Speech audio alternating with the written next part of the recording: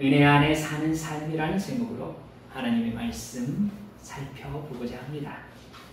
제가 이전에 신방을 했었을 때 깜짝 놀란 집이 있었습니다. 집사님 집이셨는데 집에 개가 4마리나 있었습니다. 하얀 개도 있었고 얼룩이 개도 있었는데요. 이름이 캔디였어요. 얼마나 사납게 짖던지 집사님이 저한테 이제 제가 낯선 사람이니까 막 달려드니까 이 강아지 이름을 부르면서 이리와 이리와 이렇게 하면서 이렇게 달래는데도 애가 정말 소용이 없더라고요. 그래서 가만히 이제 집사님이 개를 이렇게 대하시는 모습을 보면서 또 개를 가지고서 또 얘기를 이렇게 나누게 되었어요. 집사님께서 개를 키우시는 정성이 정말 보통이 아니시더라고요. 개가 먹는 것이 거의 사람 먹는 음식 수준이더군요. 때마다 목욕시키시고 미장원 데리고 가고 나들이 갈 때에도 자동차에 거의 모시고 다닌다고 하시더라고요. 제가 인터넷으로 잠시 알아봤었는데 개보험도 있더라고요. 그리고 유산을 개에게 물려주는 사람도 있다고 제가 얘기를 들었습니다. 죽은 다음에는 정말 많이 슬퍼하면서 성대하게 장례식을 치러줄 뿐만 아니라 비서까지 세워준다고 하더라고요. 제가 집사님께 여쭸어요. 집사님, 개를 왜 그렇게 좋아하십니까? 그러자 집사님이 얘기하신 말씀이 제 마음에 많이 남아요. 목사님, 개는 배신을 할 줄 몰라요. 사람은 친구는 고사하고 자식도 키워놓으면 은혜를 저버리는 일이 많은데 개는 절대로 안 그럽니다. 개는 은혜를 알아요. 이렇게 얘기하시더라고요. 집사님의 의견이라고 제가 못 박지 못하겠더라고요. 개가 사람보다 나을 때가 있습니다. 이렇게 저한테 얘기를 하시더라니까요. 나름대로 생각이 많아지더라고요. 흔히 배은망덕한 사람을 가리켜서 개만 또 못하다고 얘기하는 것이 아마 그 말이겠다 싶은 생각이 들었습니다. 사람이 사람답다고 하는 것은요, 은혜를 알기 때문입니다. 은혜를 은혜로 아는 사람을 사람이라 할 수 있다는 얘기지요. 성경에서 말하는 대로 은혜는 크게 말하면 거저 주는 혜택입니다. 그러므로 은혜를 안다는 것은 자기가 누리는 이것이 거저 받은 것임을 안다는 뜻입니다. 받을 자격이 있거나 받을 어떤 위치가 아닌데도 불구하고 거저 받았다는 것을 아는 사람이 인격이 기본이 되어 있다는 얘기가 되는 것이죠. 그렇다면 우리가 하나님께 받은 은혜가 무엇인지를 알고 그 은혜에 걸맞는 반응을 할 수 있다는 것이 신앙인의 기본 인격이라고 말할 수 있지 않겠어요? 하나님의 은혜, 예수님의 십자가 사랑, 성령님께서 감동하시고 도우시는 은혜, 알고 감격하고 그 은혜에 응답하는 삶을 살 때라야만이 비로소 그리스도인이라고 말할 수 있게 되는 것입니다. 오늘 본문에서도 바울 사도가 그 은혜에 주목하고 있습니다. 오늘 말씀을 통해서 바울 사도가 하나님이 자기에게 베푸신 은혜를 어떤 은혜로 말씀하고 있는지를 여러분들과 함께 살펴보고자 해요. 그래서 그 은혜 받은 나는 어떤 사람으로 살아가고 있는지, 또 나는 어떤 은혜를 깨달아야 하고 그 은혜에 어떻게 반응해야 하는지를 깨달아 아는 이 시간이 되었으면 좋겠습니다. 첫 번째, 사도 바울은 자신이 이미 은혜를 받은 사람이다 라는 인식을 가지고 있습니다. 여러분, 이건 중요합니다. 오늘 본문 10절에서 사도 바울이 이렇게 얘기하거든요. 내가 나된 것은 하나님의 은혜로 된 것이다. 사도 바울은 지금 하나님의 은혜를 구하는 사람이 아니에요. 저에게 은혜 주세요 라고 말하는 사람이 아니에요. 이미 나는 은혜를 받은 사람이다 라고 인식하고 있는 거예요. 이미 받은 은혜에 감격해서 그 은혜에 대한 반응으로서 나의 삶을 살아가고 있다라고 규정한 거예요. 바울 자신 스스로 내가 누구였는지를 고백하는 고백들을 보면은 아주 적나라합니다. 8절 9절 말씀을 보면 이렇게 우리 읽었잖아요. 나는 만삭되지 못하여 난자 같은 보잘것없는 사람이다. 나는 사도 중에 지극히 작은 자다. 아니 사도라 칭함을 받을 자격이 없는 사람이다. 디모데전서 1장 15절에서는요. 사도 바울 디모데에게 보낸 디모데전서 디모데후서가 사도 바울의 마지막 이 세상에서 마지막 보낸 편지거든요. 그 마지막 편지에서 디모데가 사도 바울이 디모데에게 영적 아들이잖아요. 자기 영적 아들인 디모데에게 나는 주인 중에 괴수다 이렇게 고백했습니다.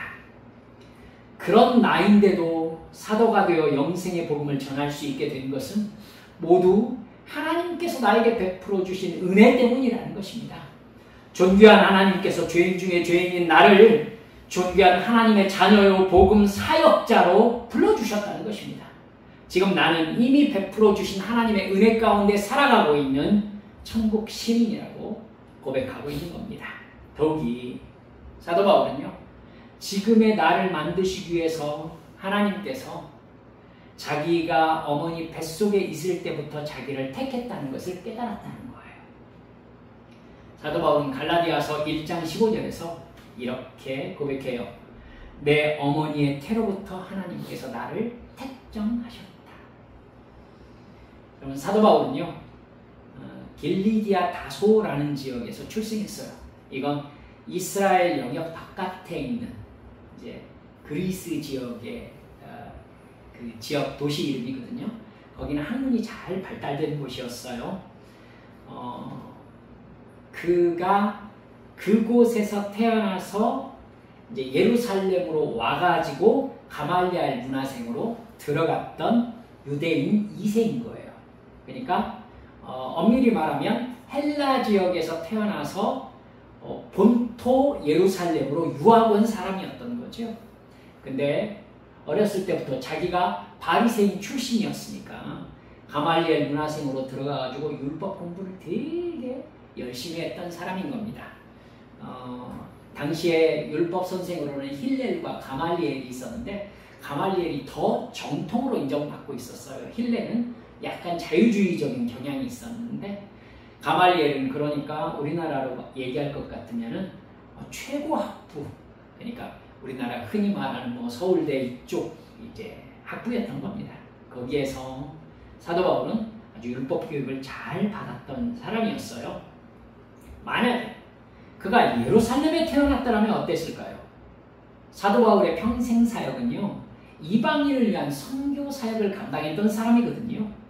근데 예루살렘에서 태어났었으면은 헬라 지역, 즉 이방 지역의 언어에도 어눌했을 것이고 그 지역의 문화도 이해하는 것이 이해도가 낮았겠죠. 그러면 이방인의 사도로 사역하기에 제한이 되게 많았을 겁니다. 그러니까 베드로나 뭐 예수님을 따라다녔던 첫 제자들은 이방인 사역하기에 되게 제약이 많았던 사람들이죠. 언어도 배워야 했고 그들의 풍습과 섞이는데 시간이 많이 걸렸던 사람들이죠.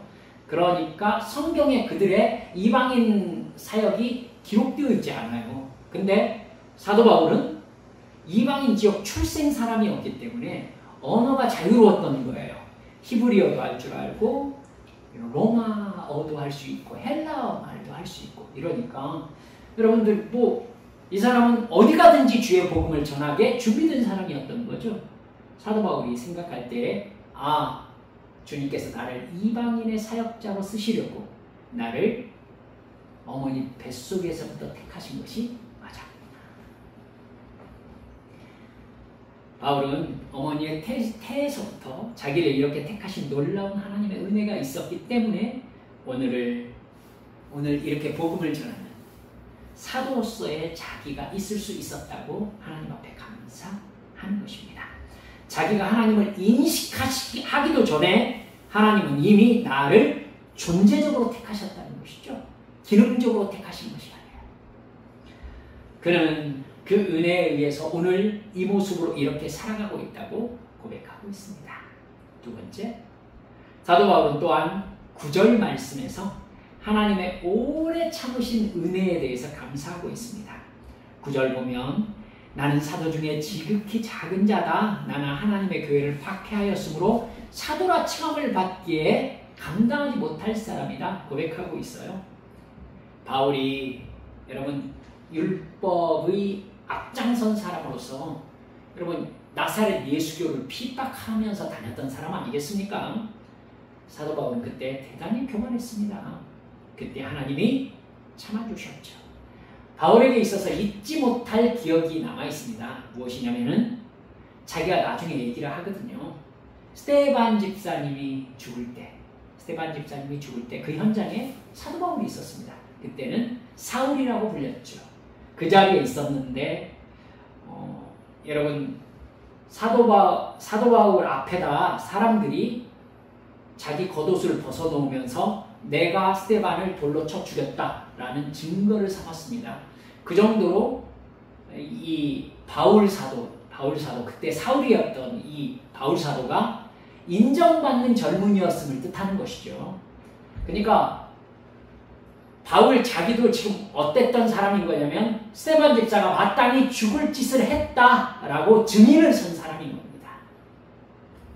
그 일이 사도 바울의 인생에 있어서 정말 가슴 아팠던 일로 기억하면서 회개했던 일이었던 것이죠. 예수 믿는 사람 핍박하면서 감옥에 가두고 다닐 때 하나님이 사도 바울을 참아주셨습니다. 만약 하나님이 죄를 지을 때마다 직결 처분하는 분이시라면 사실 저와 우리들 이 자리에 남아있을 수 없지 않겠습니까? 바울에게서처럼 오래 참아주시는 하나님이시기 때문에 오늘 우리가 여기에 있을 수 있는 겁니다. 바울은 이런 하나님의 오래 참으심에 대해서 감사하고 그것을 크신 은혜로 받아들이고 있어요. 우리가 즐겨 부르는 찬송 나 같은 죄인 살리신 이 찬양은요 노예선 선장으로 노예 상인이었던 존 뉴턴이라는 사람이 지은 찬송입니다. 아프리카에 가서 사람들을 잡아다가 이제 아메리카 거기에 노예로 팔아서 돈을 벌던 사람이었죠. 그러던 그가 예수님의 은혜를 통하여 하나님의 자녀가 되었을 때에 그 감격을 노래한 것이 나 같은 죄인 살리신입니다.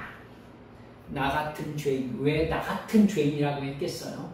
나는 노예 상인으로서 하나님께 용서받는다는 것이 정말 너무나 부끄러운 짓을 했던 사람이다. 이렇게 고백하고 있는 거예요.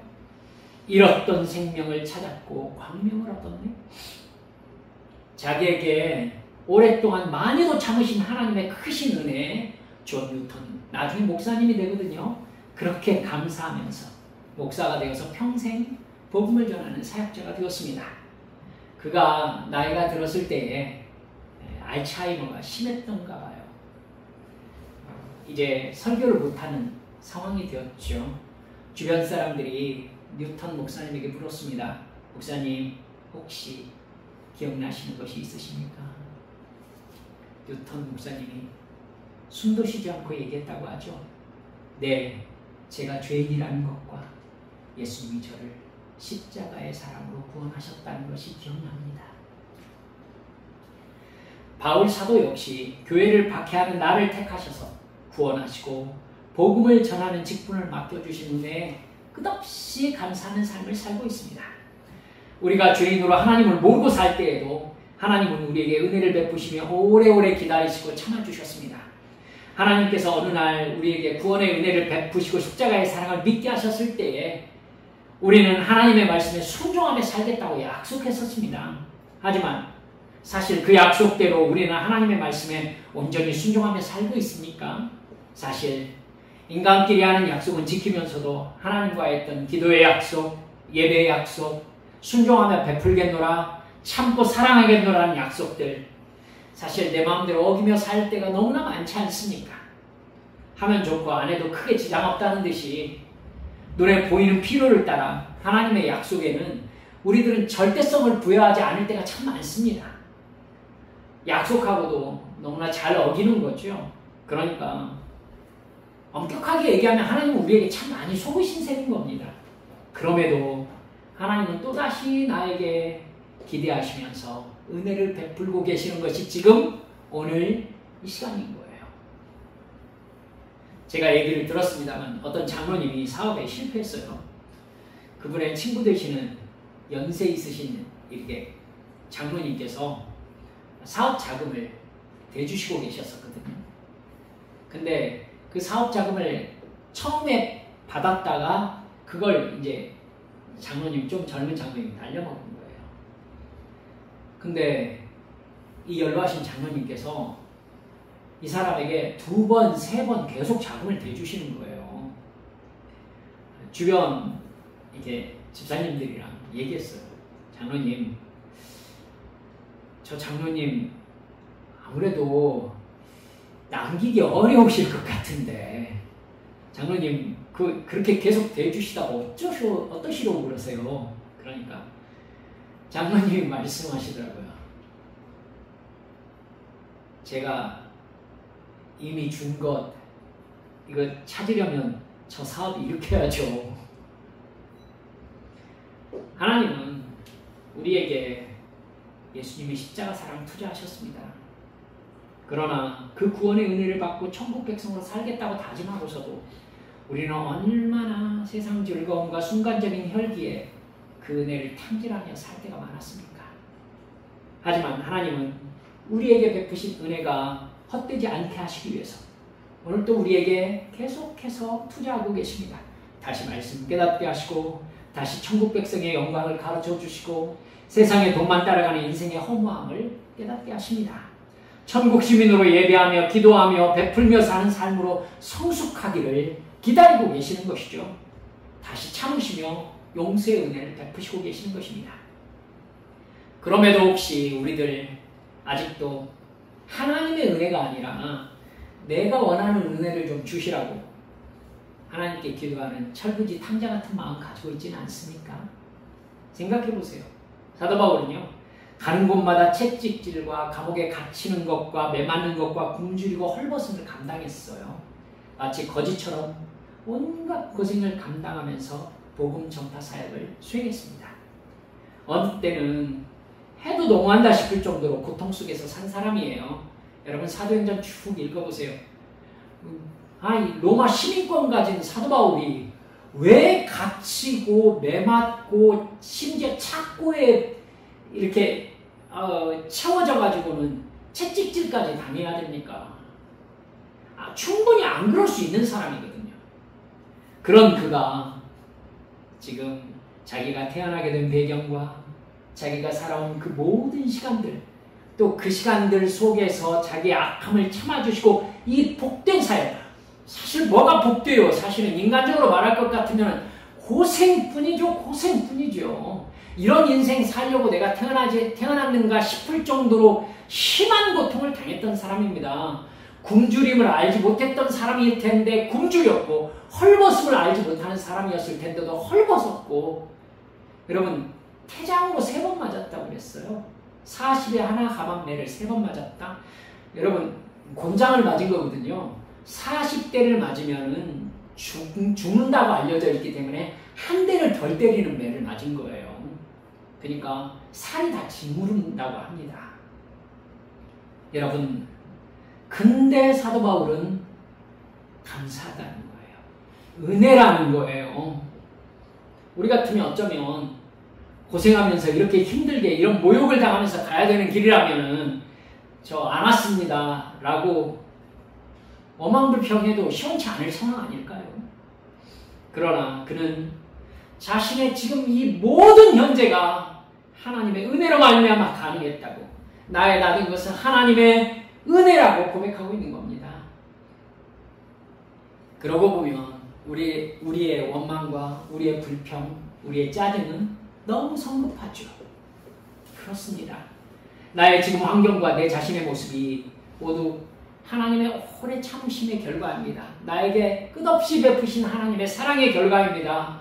이렇게 고백할 만큼 하나님을 신실하게 신뢰하며 의지하고 계십니까? 죄인인 나에게 참 오래 참아주셨다는 감사가 우리에게 있느냐는 것입니다. 세 번째, 그렇게 자기를 택하시고 오래 참으신 하나님의 사랑에 대한 사도 바울의 반응은요, 겸손이었습니다. 나는 구원받을 자격이 없는 죄인이라는 인식이 언제나 사도 바울에게 있었어요. 그래서 그런 복음을 전하면서 미움받고 쫓기고 매맞고 채찍에 맞고 감옥에 갇히고 굶고 추위와 더위에 시달리며 살았지만 예수님은 날 위하여 십자가에 죽으시기까지 은혜를 베푸셨다면서 이것도 은혜라고 늘 고백했습니다. 10절 중반부터 보면 내가 모든 사도보다 더 많이 수고했지만 내가 한 것이 아니요 오직 나와 함께 하신 하나님의 은혜로라 이렇게 고백하고 있습니다.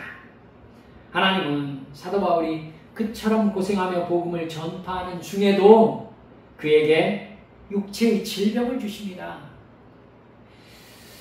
바울이 더욱 겸손하게 하나님만 의지하게 만드시려는 하나님의 은혜였다고 성경이 기록하고 있어요. 참. 고린도후서 12장 7절 말씀을 보면 이렇게 말씀합니다. 사도 바울이 이렇게 얘기하는 거거든요. 여러 계시를 받은 것이 지극히 크므로 내가 너무 자만하지 않게 하시려고 내 육체에 가시 곧 사탄의 사자를 주셨으니 이는 나를 쳐서 너무 자만하지 않게 하려 하심이라. 사도 바울도 보통 사람과 다름없이 깨닫고 전부 다 좀 나아졌다 하면 교만해지는 죄성을 가지고 있다는 것을 사도 바울도 알고 하나님도 알고 계셨다는 것이죠. 여러분, 우리가 성경을 읽어서 이제 알지만은 하나님의 은혜는 언제나 어디에 담기냐면 겸손이라는 그릇에 담깁니다. 꼭 기억하셔야 됩니다. 하나님은 교만해지면 하나님의 은혜를 담으실 수가 없어요.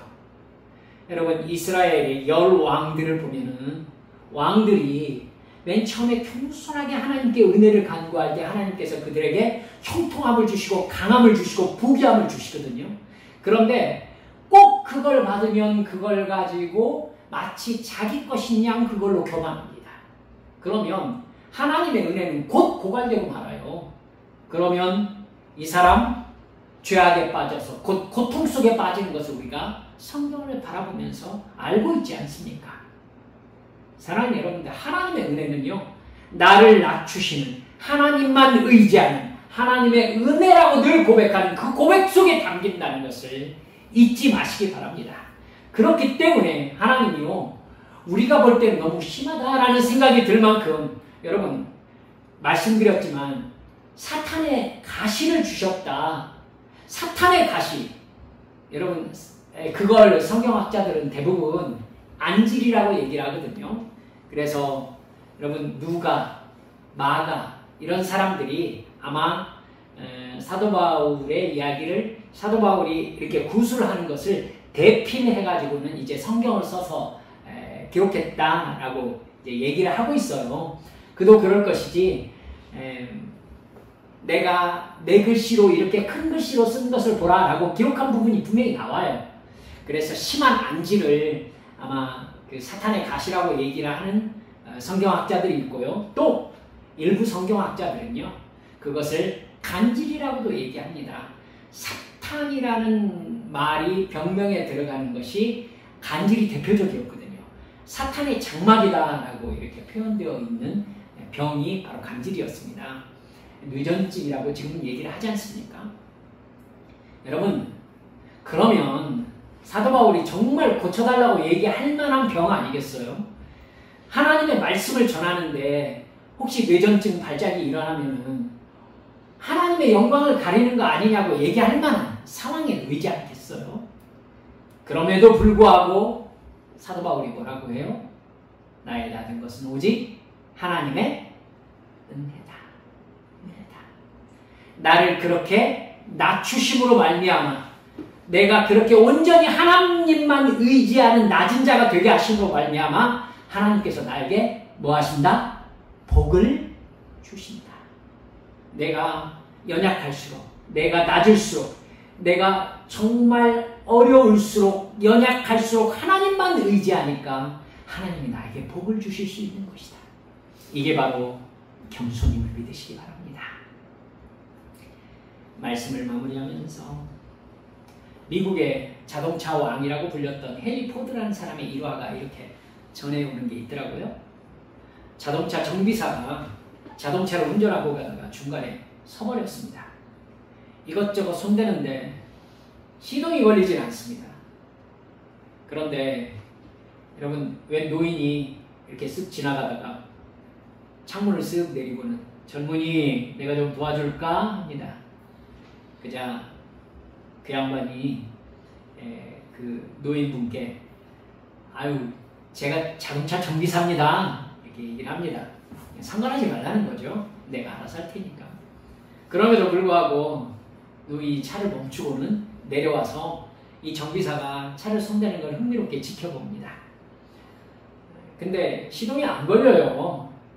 그러니까 노인이 그 스패너 이리 좀 줘보게 하고는 스패너를 잡고 엔진 몇 번 만지작거리고 띠띠거리더니 시동을 걸어보라는 거예요. 그러자 바로 부릉 하고 시동이 걸리는 겁니다. 정비사가 무안해졌죠. 이제 가시라고 했는데 할아버님 누구십니까? 묻습니다. 그자 노인이 이 자동차 만든 회사 사장인 헨리 포드라네. 내가 이 자동차를 좀 알지. 자기가 만들었으니까. 여러분, 그겁니다. 여러분, 정비사가 아무리 알아도 자동차 만든 헨리 포드보다 잘 알겠어요? 그럼 하나님 앞에 우리는 뭐라고 할 수 있습니까? 하나님 앞에 우리가 알면 얼마나 많이 압니까? 할 줄 알면 얼마나 할 줄 알겠습니까? 하나님 앞에서 가졌으면 얼마나 가졌겠습니까? 이 모든 것이 인생을 만드신 하나님의 은혜임을 기억하시기 바랍니다. 그래서 하나님은요, 바울처럼 우리도 우리 삶의 끝까지 복을 주시려고, 우리가 하나님만 끝까지 의지하게 하시려고, 하나님 앞에 끝까지 나를 낮추게 하시려고 때때로 우리에게 힘듦과 고통과 고난을 주셔서 우리를 낮추십니다. 여러분, 잘 나가던 사업도, 인간관계도, 공부도 삐걱거리게 하실 때가 있습니다. 힘들 때가 있죠. 때로는 갑자기 몸에 이상이 생겨서 들어 누울 때도 있습니다. 하나님이 어떻게 하시는 겁니까? 자녀를 겸손하게 하시는 겁니다. 믿으십니까? 예, 겸손하게 무릎 꿇게 하시는 것입니다. 왜요? 복 주시라고. 하나님의 복은 어디에 담기니까? 겸손에 담기니까. 우리는 주 예수님의 십자가 은혜를 힘입어서 영원한 천국에서 주님과 함께 영원한 사랑과 행복을 누리게 될 천국 백성입니다. 그래서 우리가 잘못하면 혼내시고 고장나게 하시면서 하나님의 은혜를 의지하는 겸손을 훈련시키시는 것입니다. 그때 주님, 저는 은혜로만 살 수 있습니다. 이 아픔과 시련이 또다시 나를 겸손하게 만드시는 하나님의 은혜임을 고백합니다. 나에게 복 주시기 위해서 하나님께서 겸손의 선물을 먼저 주신다는 것을 저는 믿습니다. 이렇게 고백하면서 주님께 더욱더 나아가시는 여러분 되시기를 주님의 이름으로 축원합니다. 우리 주님께 함께 기도하십시다.